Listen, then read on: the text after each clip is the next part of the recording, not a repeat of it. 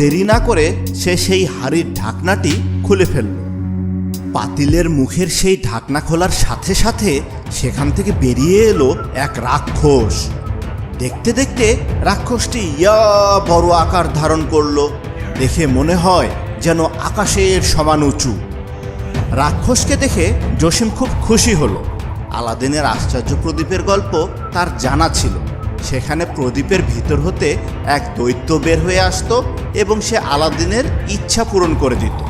জসিম ভাবল এই রাক্ষসও নিশ্চয়ই তার ইচ্ছা পূরণ করে দিবে। তাই সে চিন্তা করতে থাকলো এই রাক্ষসের থেকে কি কি চাওয়া যেতে পারে। অতঃপর জসিম বলল, এই রাক্ষস, আমাকে এক বাক্স সোনার হীরা জহরত দে। আউ মাউ খাও, মানুষের গন্ধ পাও। ওরে বোকা মানুষ, আমি দৈত্য নই যে তোর সব ইচ্ছা পূরণ করে দেব। আমি হলাম রাক্ষস, আমি মানুষ খেয়ে বেড়াই। আর তুই কি না আমাকে হিরে জহরত দেওয়ার জন্য গোলামের মতো হুকুম করছিস? আরে আমি তোর গোলাম না, বরং তুই হলে আমার শিকার। আমি এখন তোকে খাবো। অনেক দিন হয় মানুষের মাংস খাই না। এক দরবেশ আমাকে এই পাতিলের ভিতর বন্দি করে মাটির নিচে রেখে দিয়েছিল।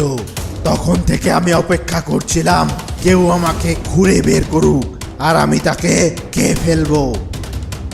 রাক্ষসের এই কথা শুনে জসিম ভয় পেয়ে গেল। সে বলল, আমাকে খেয়ে ফেলো না রাক্ষস। দেখো, আমি তো তোমার উপকার করলাম, তাই না? তোমাকে বন্দিদশা থেকে মুক্ত করলাম, আমাকে তুমি ছেড়ে দাও। হাউ মাউ খাও, মানুষের গন্ধ পাও। তোকে ছেড়ে দেই আর আমি উপোস থাকি, তাই না? এই তোর মাথায় বুদ্ধি। আমাকে মেরো না, আমার ছোট বাচ্চা আছে।